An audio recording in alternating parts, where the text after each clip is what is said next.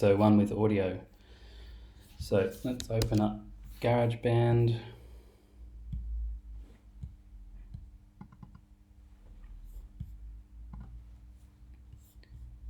Okay, so if you don't get that screen, I guess you can go File, New. Mine comes up with that. We'll start an empty project. Okay, and we're going to choose an audio project, pick the microphone one, and we can leave this as no input or change it to no input. Doesn't really matter, but we're not going to need it. And that's it for there.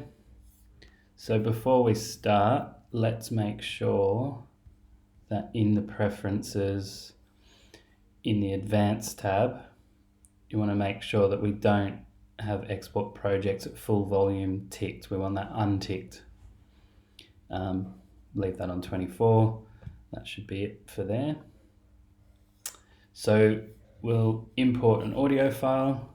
I'm just going to pick whatever test file just to see what's happening. Okay, so that's our audio file there.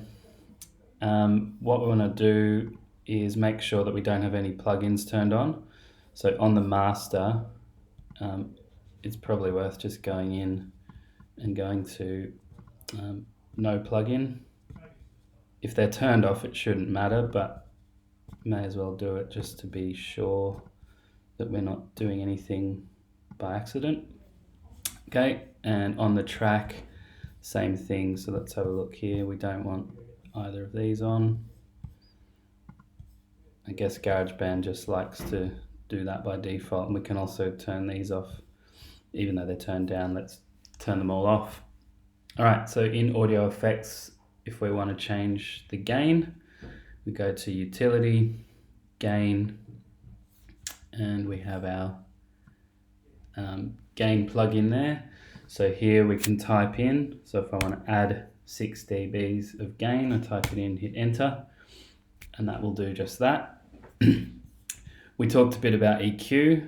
I will only show you this briefly because I think you might not really need to do it, but our EQ is here, and let's say we want to add a little bit of sort of brightness or intelligibility. We can boost that there, and if we want to narrow or widen the band that we're boosting or cutting, do that here with the Q value. So in the lower frequencies, I might want to reduce that a little bit as well. If you decide that you've made it worse or just don't want to do it, you can turn it off, or even just remove the plugin if you don't need it. Okay, so we've added gain. You might want to play with EQ, but you also might not. To make sure we don't get clipping, we're going to go to Dynamics and go to Limiter. And in the limiter, all we want to do here is basically put -1 as our output limit or ceiling. And that's it. So however much we push the gain, this will make sure it doesn't clip on the output. So that's what that's there for.